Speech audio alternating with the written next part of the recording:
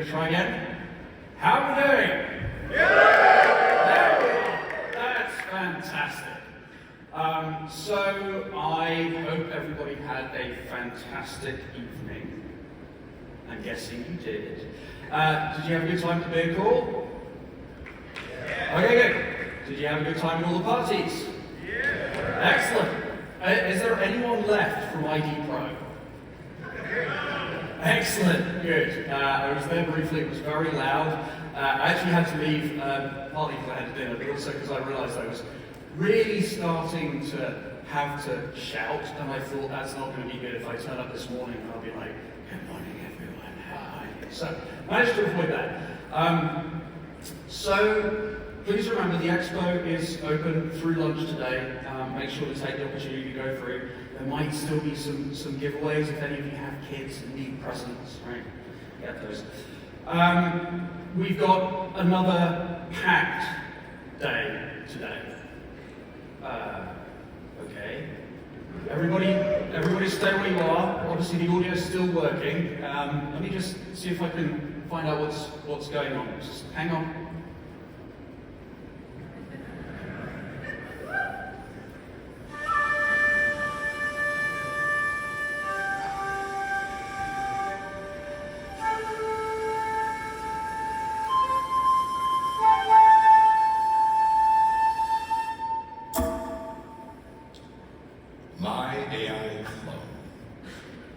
Is minding the office right now. How bad could it be?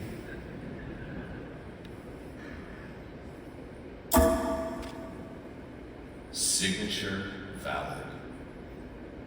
No matter which key is used. Wrote my own crypto.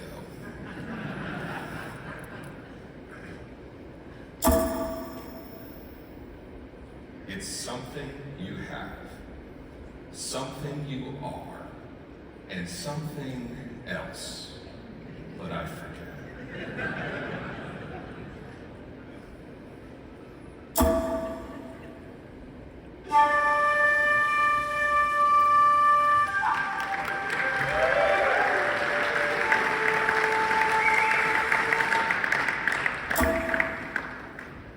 Okay. That was interesting. Topical, slightly unexpected. The AV team decided that they could just have fun with me. So, we have another packed day today. As long as we don't have any more instructions, we can get started with it. Thank you. I do want to take the opportunity to remind you that sessions tomorrow morning start at 8:30. Presenters have done an awful lot of work to get material ready, so please be respectful of that. Have a great evening tonight. But remember that we kick off at 8:30 with sessions tomorrow, and I appreciate your recognition of that. Thank you.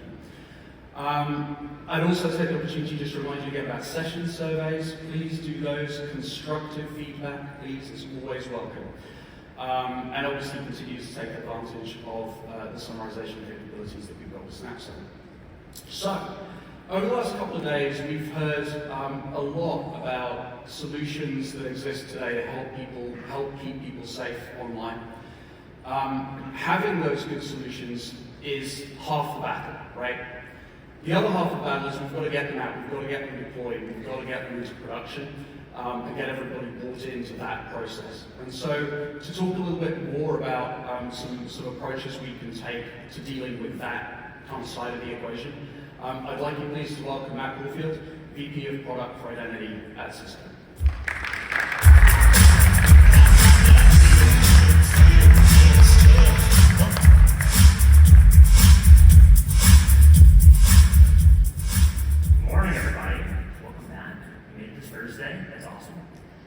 Hope everybody had a good night, and I'm not going to be doing anything weird like haiku on stage, so apologies. This is going to be pretty dry. I'm going to spice it up. All right, so first of all, introductions. My name is Matt Caulfield. I'm the VP of Product for Identity at Cisco. Cisco does a lot in identity. Recently, very proud to share that I'm joining the Duo team, which to me is one of the best brands in identity that's out there, and so I'm really honored to be part of that team now. Duo is pretty incredible, but this is not a product pitch, so I'll leave it at that. Before joining Cisco, and now Duo, I was the founder and CEO of a company called ORT, which was a early identity threat detection company focused on identity analytics. And even to this day, I get the question is like, what's up with that name, ORT? Does that stand for something? Is that an acronym, an initialism? What is ORT? And long story short, it's a space thing. The Oort cloud is this kind of ring or sphere of asteroids and comets outside the heliosphere on the outer edges of the solar system. And anybody with a clue looking at this slide might be thinking, like, that's not the Oort cloud, what are you talking about? These are the pillars of creation. This image was taken 30 years ago by the Hubble telescope. And I want you to burn this into your brains a little bit for the next 20 or so minutes while I'm on the stage here. I have a history with this image, and it actually works as a really good analogy. I grew up in northern New Jersey. I used to go to space camp as a kid. It's not surprising, right? Identity nerd. The Bueller Science Center in Paramus, New Jersey had this image up on the wall in the 90s, and like it honestly like freaked me the frick out. The idea that you have these looming like giant creature-looking things out there in space 6,000 light years away is kind of freaky. So there's a lot of unknown in this image, and we'll come back to it at the end. But just keep it in mind. The other thing that's happened over the past 30 years that's really interesting has been the evolution of identity. Like, think about where we were 30 years ago. Today, and what this image is supposed to signify, is that identity is critical infrastructure. And when I say that in 2024, that is not a controversial statement. When I say that in a room with customers or partners, they're like, yes, we get that. That is totally true. It is critical infrastructure. I say this all the time at Cisco because people get it. It's just like networking. It's plumbing. It's really important to the enterprise. And lo and behold, it's true. Over the past 30 years, identity has really evolved as a domain, as a discipline, and the technology has been amazing. You think about the proliferation of different technologies that have been developed over the past 30 years to solve very real problems that we all face in identity has just been really incredible. So we see, the title of this whole presentation is about IAM evolution. We kind of see this evolutionary tree as we continue to build on all these great technologies over time. And for all of you who are practitioners, forging paths through all the decisions about what do I start with for my directory, what SSO, what MFA do I add, what privileged access, what identity governance do I use, what fraud detection do I use, you're picking some kind of path through this evolutionary tree, which is great. I mean, we should be really proud of ourselves. We should be able to take a step back today in 2024 and really admire and reflect upon all that's been achieved over the past 30 years. And if we look back even further, all this started in the 1960s, and I'm not going to bore you with another history of authentication, because I feel like it's been overplayed, but suffice to say, over the past 60 years, we've come incredibly far with our ability to identify users, to authenticate them, figure out are you who you really say you are, to figure out what are they allowed to do, and then to grant them that access and make it happen. So you could say, with the advent of tools like passwordless biometrics on every device, cryptographically secure architectures, we're at a point in identity today, it's a mission accomplished. So, round of applause for all of you. Thank you. Thank you. This is actually pretty incredible. Like, I'm really heartened by the amount of technology that's out there to help solve the problems that we face every day. And yet, the bad news is that identity attacks are still happening. Despite the evolution of identity, when we go and look at the data from Verizon, for example, about how many attacks involve compromised credentials, that number isn't going down. It's not trending that way. It's pretty stable or even climbing. The number of cyber attacks that we see that involve identity is really the vast majority of them that are out there. And this is pretty demoralizing. We've been doing all this work over the past 30, 60 years to develop these technologies, and yet, like, what the heck? Like, what is going on here? And maybe, like, 3 years ago, when I was doing identity threat detection, I would tell you, well, it's because, we're not minding the front gate. We have all these holes in our technology, and so adversaries continue to innovate, and that's part of it. That's definitely part of the reason why these identity attacks continue to be successful and why attackers still continue to choose identity vectors as a way in the front door. But it's not the whole story. It's definitely part of the story, but it's not the whole thing. What's really happening here is, yes, there's innovation on the attacker side, but more so, it's almost a failure to adopt all these technologies because it's hard. And no one's to blame for that. These technologies are out there. You can go down to the expo hall and you will see hundreds of companies with awesome solutions to pretty much any problem under the sun when it comes to identity. Some of them are more mature than others, but if you have a problem with identity, I guarantee you can find somebody to talk to you downstairs about it. And so that's great, but what we run into are all these dead ends in the evolutionary tree, and what we find when I go and talk to customers, which I often do, is that they struggle to climb this maturity curve, right? They know the technologies are out there, they know where they are today, oftentimes on that maturity curve, but they struggle to go from basic identity to sort of advanced, go from initial to advanced to optimal. If you all are familiar with the zero trust maturity model from CISA, this is a really powerful framework to help, first of all, understand that identity is a pillar of zero trust. That's an uncontroversial statement in this room. But to further understand where our organizations lie, whether you're running those organizations or whether they're your clients, where they lie on that maturity curve when it comes to identity. So I'm going to spend a few minutes talking about, all right, we understand the technology's there, we understand it's hard to adopt it, but what's really preventing us? Like, why is there a chasm here that we can't cross? What is really holding us up from moving forward into maturing our identity programs today? The first thing, and I hate to blame people, but it's people. It's not all of you, you get it. It's really your end users and how they need to understand why it's important to adopt the technologies that we're rolling out. And it's not just those individual contributors out there. This is also something that we need to solve with the C-level. Your CEO, your CTO, your CIO, understanding the importance of adopting more mature identity technologies like passwordless, like biometrics, and so on. And then the board level. Helping the board understand, like, when they go ask about ransomware because they saw it in the news or because their organization was attacked, there's a direct line between that and the investment that's being made into the identity program. Those are proportionally linked, and the more that we can invest in identity, the tighter our controls can be around the organization.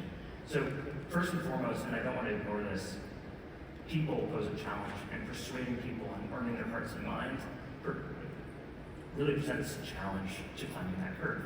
That's one. The second thing is cost. You might be thinking, like, yeah, I can go down to the expo floor and pull out my shopping bag, but when I get to the cash register, like, that's what the problem is. The cost of new technology is tremendous. And there's a reason for that. A lot of the innovation goes into these technologies, but at the same time, it's a very hard pill to swallow. You might have all the best intentions in the world of wanting to roll out identity governance to 100% of your applications so you can tightly control and do access reviews for every single user and application in your environment, for example. The cost of actually doing that is tremendous. And that poses a real problem when it comes to adopting new technology. Not to mention all the hidden and implicit costs, like productivity and help desk tickets. It's hard to make an ROI argument based on these soft costs. It's easy for the board or your decision maker to see these explicit or concrete costs and say, that's too much, we can't do it. All right, let's talk about people. We talked about the cost of rolling out technology. The other problem is identity is not just one thing. Cisco itself has many IDPs, many directories. It's no secret in the industry. This is not uncommon. Pretty much any organization that I've ever worked with has had a complex, heterogeneous identity architecture, where if you want to implement a new technology, it's incredibly difficult to do it in a way that brings everything forward. And just as we're trying to consolidate, we're going off and acquiring new companies. I'm guilty of that. We just came to Cisco 9 months ago. We just acquired a small company called Splunk, which brought its own SSO system, which was 2,500 users. And so just like as we're trying to get the genie back in the bottle, things explode again. And so it's really difficult to roll out new technologies, even if it's going to make your identity program more mature and you're going to climb up that maturity curve. This is constantly pulling you back down, right? One step forward, two steps back. Somebody came in with a new IDP and it's misconfigured, and half the users have no MFA, and the other half are using SMS, and you're just like, this again. So it's a constant struggle. So we talked about the people, we talked about the actual cost, we talked about the complexity, and the fact that that complexity is constantly changing. And then finally, and we need to say it, is like the adversarial element.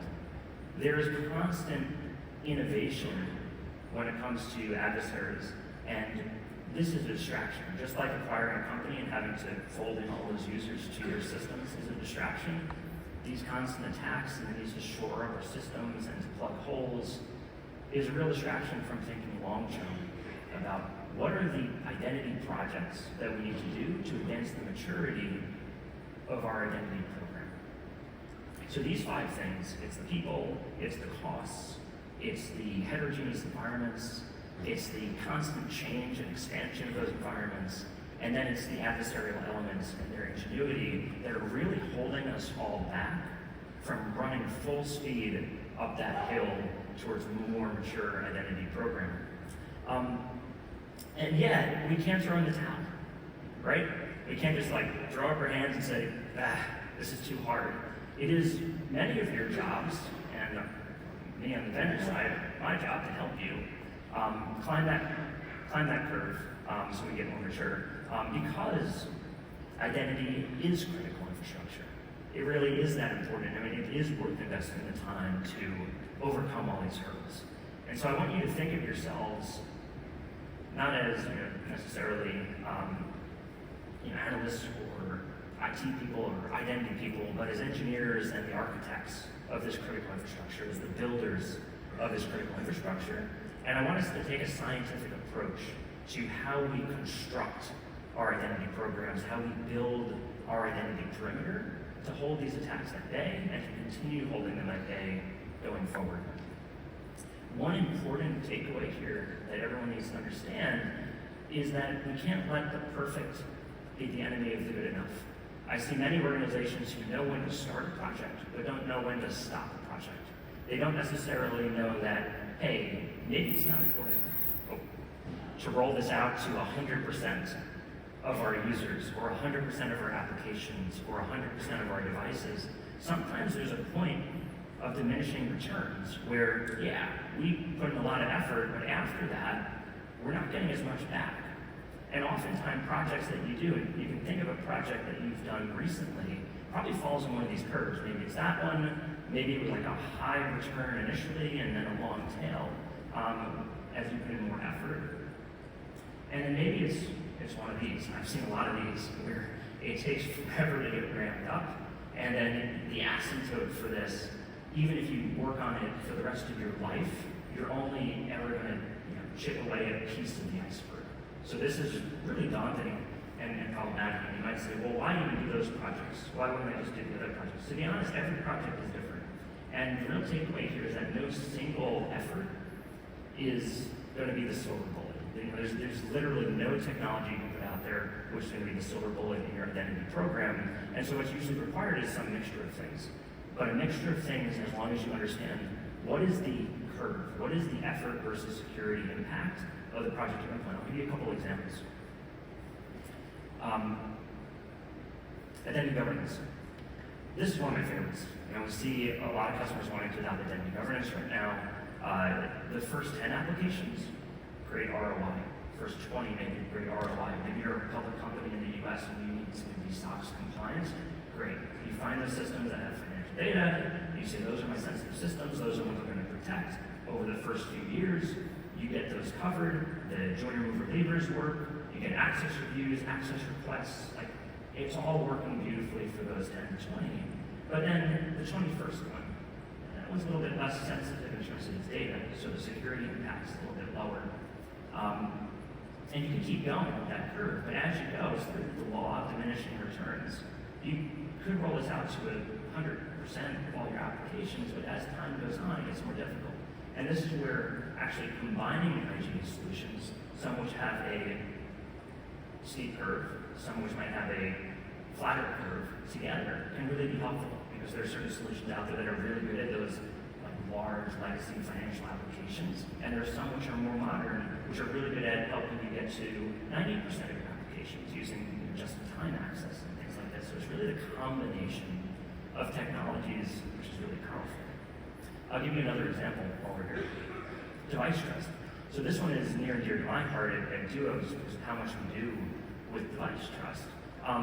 Device trust is great returns. But you pick a constituency of devices, you roll it out for that constituency, and then you move on to the next one. And you may never get to 100%, but you can definitely get to 90% with enough effort. So there's a fairly linear relationship there. And so making sure that we're looking at technologies that have that linear relationship or better than linear relationship between effort and impact definitely helps us spend our dollars in a better way. All right, so say that you do all these things and you're really analytical about, hey, what projects are we going to do? The side effect is that we create this nice kind of bubble around the organization where no individual perimeter or control is perfect, but the combination of them through defense in depth actually allows us to have a really hardened and mature identity program so you can get into the advanced and the optimal categories of that maturity model, even though you're not 100% on any single one of them. So how do we do this? Like, how do you get started? An identity program, which many of you probably have. Today, people, processes, technology. On the people side, you need the right people on the bus before you decide where to drive it. Me as a leader, like that's a strong opinion of mine. People are the lifeblood of an organization. If you don't have the right people, you need to make sure you have the right identity professionals, the right engineering, architecture, and operations mindset to make your identity program work. So people is absolutely critical. Of course, it's process. Like, what are our processes? How do we onboard new users or new customers? How do we handle device recovery? This is something that we see all the time. It's really difficult to make sure that somebody who's calling up the help desk is who they say they are. And so we're increasingly seeing methods like identity verification. Duo does something really nice with requiring to have multiple factors if you want to turn that on. So processes are really important in addition to people. And then technology. But back to my earlier point, technology is not enough. The technology is there. It's available for us to use. So what's missing here? We already have identity programs with people, process, and technology.